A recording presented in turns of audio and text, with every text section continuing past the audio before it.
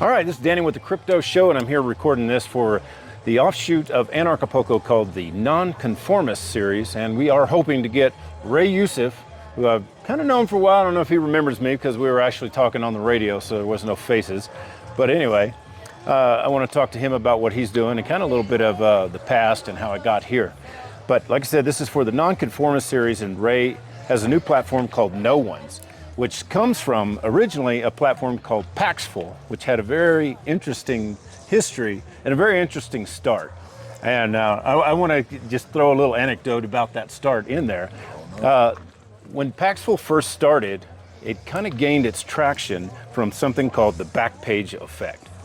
And when I seen this, we immediately contacted you and had you on to talk about it. Well, within a week, somebody came into our shop, because see, we used to broadcast this radio show from a anarchist bookstore underneath a bank, and we were mining Bitcoin. So we were undermining the bank, quite literally, yes. You know? And anyway, we also had a Bitcoin ATM, and some lady comes in who's obviously maybe a prostitute, I don't know.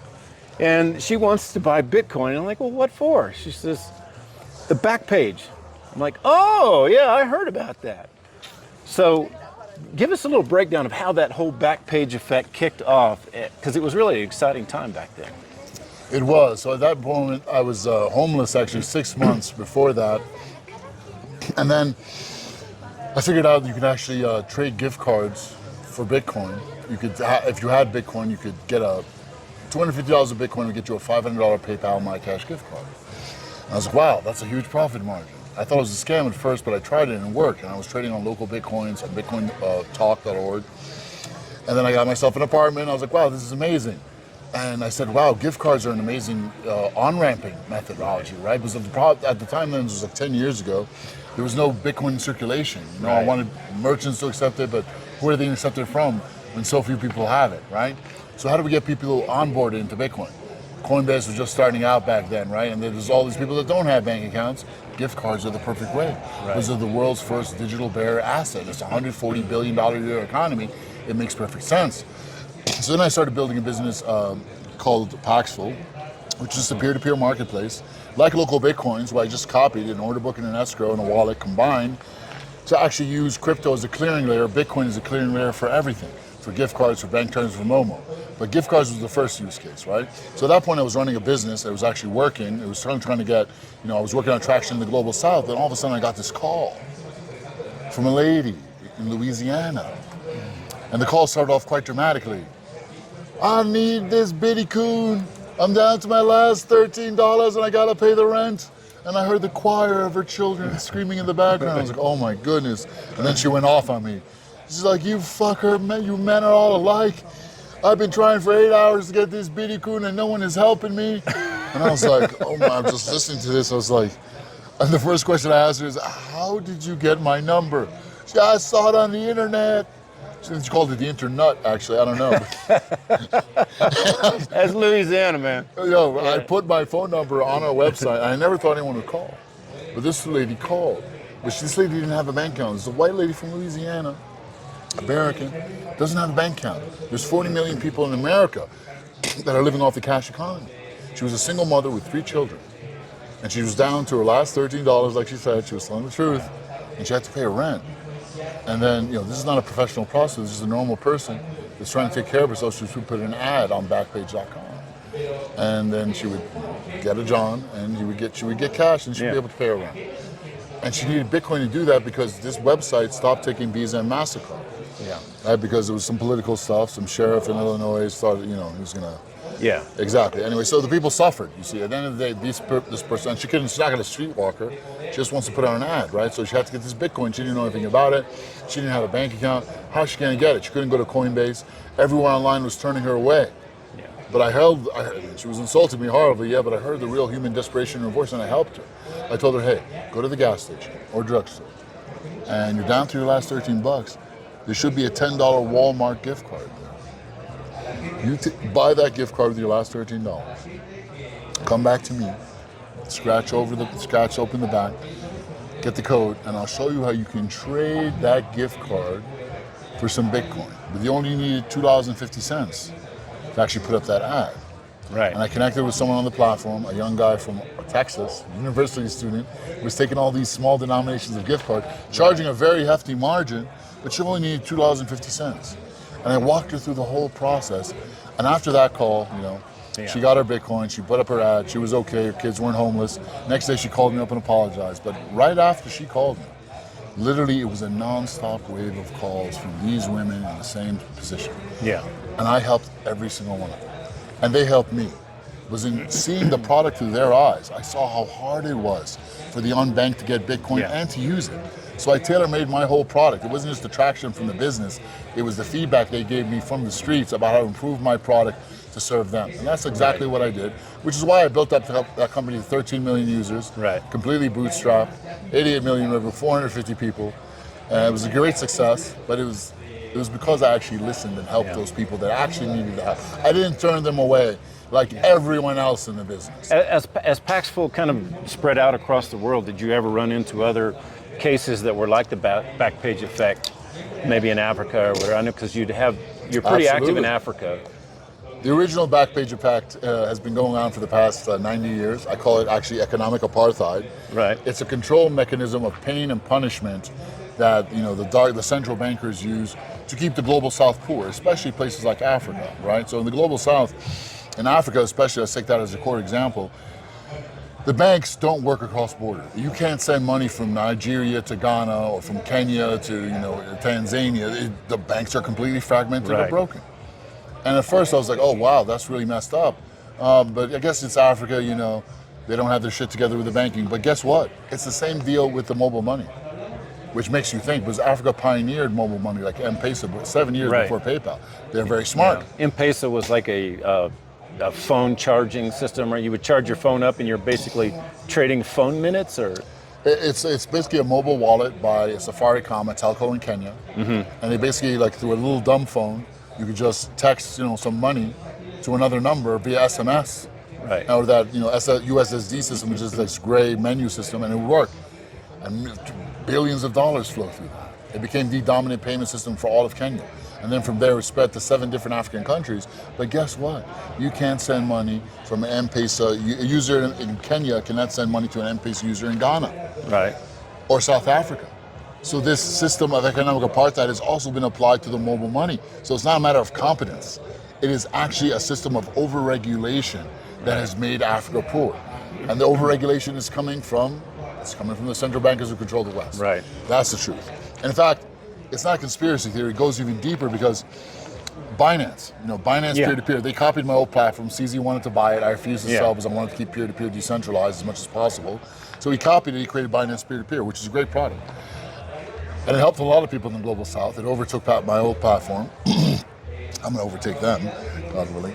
But get this, when the United States took over Binance and put CZ in jail, the first thing that the U.S. Compliance Monitor, they call it, did, they disabled Pan-African trade on Binance peer-to-peer. It's not a conspiracy theory. The central bankers don't want people in the global south to trade with each other, especially Africans. Because think about it like this. If you run a non-local business in Africa, you're from Kenya, let's say, you're selling to all the Kenyans. If you could sell to all the other people in Africa by accepting payments from them easily, it would 10x at least your revenue. And that'd be a 10x in jobs. And that would solve all the problems right there. That's why they don't want the money to flow in Africa or the global south. They don't want to lose control of the money. And if everyone gets rich, why do we need to listen to you guys offering us your crumbs and bribing our leaders with penthouses in Miami? We got so much better right here. Right. And so the U.S. has really been a thorn in the side of money transferring, and it did take an effect on Paxful. You guys, so you moved out of the U.S. completely, and no, I wanted to shut down Paxful, but my co-founder sued me because he didn't want to shut it down, and he paid the price for it. Now the DOJ busted Paxful and him because peer-to-peer is not welcome in the United States. They don't want it. They know it's the way to actually liberate the people, and they don't want to give it up. So I ran a compliance team of 88 people in Paxful. It was a huge chunk of the company. We were the pioneers in licensing. We tried to do everything by the book and beyond, and they still weren't happy with that. So the only option was to leave the United States, start a new company, no one's, that does what Paxful did a lot better and a lot more, because it's not enough just to be a peer-to-peer marketplace. What the world really needs now is a network state, a refuge for all the people in the world that just want to see the money flow and wealth being created from that, and the information to flow as well, without censorship or throttling of reach. Is it noones.com? Yes. Okay, so noones.com is the new platform that's taken the place of Paxful. Yes. And it's everywhere but the United States, or... Yes. Some other countries only too, like Japan, but Right. basically we're the platform for the global south. Right. So we don't really want to serve the West, especially America. But honestly, it's a place for everyone, you know? I know the U.S. will go to great lengths to go everywhere and shut down anything that threatens their power. Do you have, how do you can take care of that? Like, do you hold the wallets, or do you hold the funds? Or Well, the first thing you do is you vote with your feet and you leave the United States. Okay. Number one, you protect yourself. Me personally, I live in Dubai. I don't go to the United States. I don't go to the West. I haven't been convicted of anything. I'm not a criminal. But eventually, the higher the monkey climbs up the tree, the more people can see his butt, right? Yeah. Old African proverb. That time is coming, because we have 2 million users right now, which is a great start for a couple of months. But we're going to really go up to 2 billion users in a network state, where they're able to trade freely with each other and communicate without censorship. Nothing would threaten the power dynamics of this, satanic pedophile elite more than that. So that's exactly what I'm doing. And does no one's offer other services besides just money trading, or are there marketplaces? How does it's a no one's marketplace work? for everything. It's a wallet. It's a spot exchange. It's yield products. It's also a messenger, and we'll be adding social discovery to that as well. Everything people need that they should have gotten from their governments, but the governments won't provide it, can't provide it. Now we, as a private team, can provide it. And it's not enough that we just do things by the old playbook, right? With no ones, I believe everyone needs. 50% of our profits go back to the community. Awesome. Through all these initiatives. I built 13 schools in Africa, donating heavily to Gaza right now, giving back money to the referral program. Instead of spending it on Google and Facebook and Instagram ads, they're going to go back to some bank in Silicon Valley. Just give it to the people directly in the community and let them invest it in their communities. So we can create all these parallel economies all over the world that are connected through cryptocurrency and this peer-to-peer economy. Crypto's been amazing with, disaster relief and all kinds of different charity things. I worked on, I think, 2017, we had Hurricane Harvey in Texas.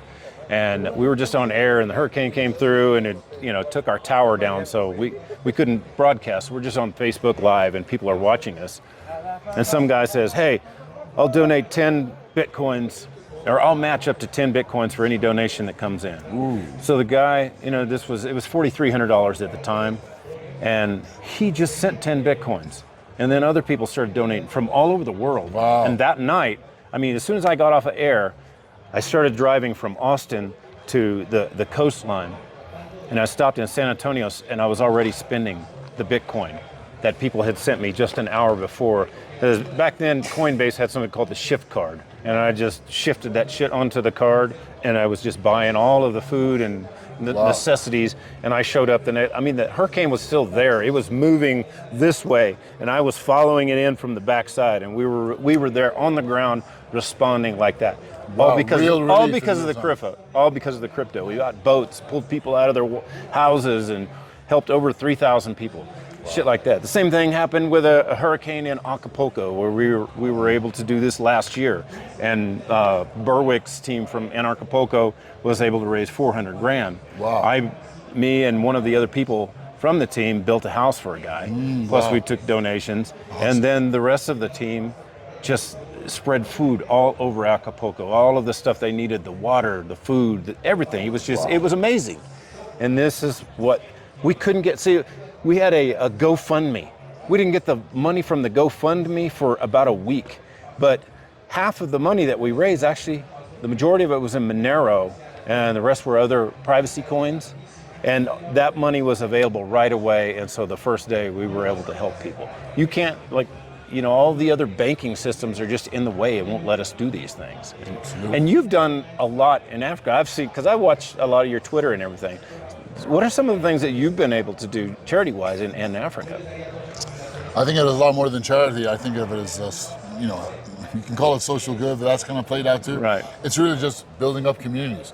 And you start with education, right? Yeah. I built 13 schools around the world, 12 of them in Africa, the first 2 in Rwanda for 400 children, plus a water distribution plant, which is very, very powerful, right? So it wasn't just a school for 400 children from kindergarten up to 13. And it's like a little campus. It was also water distribution. Because one of the biggest problems in Africa is, even if there's a school there, the eldest son can't go to school because he's too busy fetching water from the family from all these lakes. So when we had this water distribution center with good, clean water, we actually made it sustainable, charged a little bit, charged a few Rwandan francs, hired someone to man it, and then it provided clean drinking water for the entire surrounding districts as well. Almost I think 250,000 people in the Bugesera district. That's where the Rwandan genocide first started. We chose that district for that special reason. And it does a tremendous amount of good. So after the first two in Rwanda, built 2 in Kenya, 2 in Nigeria, 2 in South Africa. Right? And my plan is to build 100 schools and a school for gifted children one day. But man, crypto works. It absolutely works, and we can get it. We can just do the work. We don't have to wait for anything. Exactly. It just happens. It's beautiful. Yeah. I think in 2014, 2015, there was one called BitGive that was building water wells and stuff in wells are one of the Africa. best things you can do. If you build a well for people here on Earth, you'll get a mansion in heaven. Is there an issue with access to water, say from a cartel or something? Because the cartels, whenever they can set themselves up, do they actually try to control the water for the people in these villages, or? No, it's system's not even that advanced. If there's a cartel, there might be some order and actually might make things better if there was somewhere. No, it's just people literally going to the lake with these busted up old yellow jerry cans with BPAs and trying to just get the water out of the lake, and the little kid will put it on his back and he'll spend 6 hours out of his day fetching water. He won't even be able to go to school if there is a school, but someone has to get the water for the family. So it's not just the water distribution, we're also working on jerry cans, very special jerry cans that we can put out there as well. All these things need to be fixed, but what happens when you do that, you'll see communities developing rapidly, and they won't need any more help. You're not gonna have to keep spoon feeding them aid. They will build themselves up, and they do it all the time. I've seen it, it's amazing. In every disaster, it's always the people on the ground that are doing it, like churches. In the US, it's the Cajun Navy and all these other people that are actually doing everything. And people expect FEMA to come along and FEMA doesn't do shit. All they do is they write, lowball checks to people. They don't ever actually do anything. Nope. And so it's always the people that can do things. Exactly. I was in the first school I helped rebuild was in New Orleans at the New Orleans Cathedral Academy, and I got there to the city and I went to FEMA. I went to the Salvation Army. No one knew anything. It was these 5 nuns, Catholic nuns, that were the only ones that were actually helping the people. And I wish I had crypto back then. We had to do things via other means, but man, we helped rebuild the school, but it's a purely organic grassroots effort driven by these 5 nuns to bring people together to take care of our own needs. FEMA, these guys didn't do anything. In fact, if you're American, expect them to be working against us. Definitely. They actually did. We were doing the rescues with the boats, and they would block us from being able to get our boat in the water to go and pull people out. And then when we would bring the people back, they would take photo ops with the people that we brought in and act like they did it. And there's just so many things I could tell you about that. It was just ridiculous, man. They're not our friends. They're definitely not your friend. They're scumbags, honestly. So back to No One's, what is the fee structure and everything? If somebody wanted to start an account with No One's, what can they expect? It's free to join. We offer all of these services free. Now, if you're a vendor and if you want to sell on the marketplace, you have to, there's no KYC up to a certain point. You can trade whatever you want. There's no KYC anywhere in the product unless, for example, our Visa debit card. There's KYC for that because it has to go through our bank. But our platform, you can use it anonymously. And your business, your money is no one's business, right? That's our tagline, right? So we don't want any of your data, but you can join there. You can use all of our services. If you want to, you can use the marketplace for free. You don't need anything to use that. You buy from other people directly. You buy and sell crypto from other people directly. So if you're traveling and you want some local cash, you can go there and sell your Monero or Bitcoin or USDT and get a cash delivered to your hotel room. Awesome. Or you can do maybe we'll get Dragon X in there. Absolutely, God willing. And you can also onboard into crypto very easily with a gift card, with mobile money, or a bank account or cash. So you can get your first crypto there anonymously, just like local Bitcoins used to do. And then boom, you're in the ecosystem. Then you can use it in a wallet, trade it on the spot exchange, use it for yield products. You have full financial access to an ecosystem. But that's not enough, actually. Instead of just doing finance, we also need to offer information, meaning we need a fully private messenger with social discovery, right? It basically needs to be like local Bitcoins, Binance, Telegram, and X combined into one for it to really fulfill its mission and to offer people everything that their government should have provided, but they refuse to or they can't do. Right. And there's no fees for the customer. But we do get an escrow fee on trades, you know, anywhere from 10 basis points, that's 0.1%, depending on the payment method, all the way up to a higher escrow fees if you're trading gift cards, because it's quite risky. But we offer a lot of value for that too. We have the best disputes process in the world, which is very important in our marketplace. You need a And judge. escrow, do you have an escrow as well? Absolutely. Okay. Escrow is the main product in the marketplace. It's an order book that we keep clean. It takes a lot to actually do that, you know, and an escrow, which we have a disputes process for. For the U.S., that would be a major issue. Like I have a marketplace, and we don't have any escrow in it because we don't want to touch anyone's money. It's just a place for people to go and trade peer-to-peer. And there is a rating system, but that's as far as we go because I don't want to end up in the cage. I am in the U.S. and so I can't take any profit. So I don't profit at all from any of this. We just build a platform. If I sell ads on there, I'll profit from the ads, and that's the business model because there's just so restrictive in the U.S. You can't do anything. It's more than just restrictive. The DOJ has been training local prosecutors on how to arrest and incriminate, prosecute peer-to-peer traders. Right. One guy in local Bitcoins, he sold $1,000 worth of Bitcoin to someone. He sent a bank transfer to his wife's bank account. Then the local prosecutor knocks on his door window and says, "Hey, we want you and your wife to do 35 years." He's like, "For what?" "Oh, we found some, lottery fraud somewhere in that cluster or chain analysis. So Oh my God. 35 years. Yeah, your 2 kids. Well, He managed to get it down to 18 months. He's on Twitter. He's very outspoken about that. But when I saw that, I was like, my God. Wow. America has literally declared war against peer-to-peer. On freedom.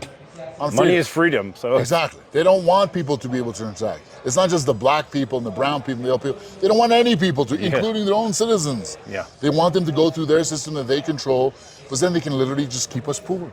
Hey, where did this money come from? Hey, why do you need to withdraw this money? Right. What business is it of theirs? Yeah. Keep them dependent so they'll keep voting you in, right? Whatever. It's just an anti-human agenda. There's no logic to it at all. If you're running a government, you want your people to trade, because then they're going to get richer. They're going to build up the country. You're going to be in a better country. You can charge more taxes. You'll get richer. Yeah. It makes perfect business sense. If I was a businessman, like, yeah, let the money move around. Let's all get rich, man. Yeah, I can collect more taxes too. Great. But no. It's literally a satanic agenda. Control. That has possessed them. It is an anti-human agenda. That's the only way you can actually logic this out. There is literally a pathology at play. And it's a spiritual war because of that. So I left America, started No One's. I'm out of Dubai, out of the global south. We're not serving the West, especially not America, and I've chosen my side and I've chosen my allies, because we all know who our enemies are. It's pretty simple. Right.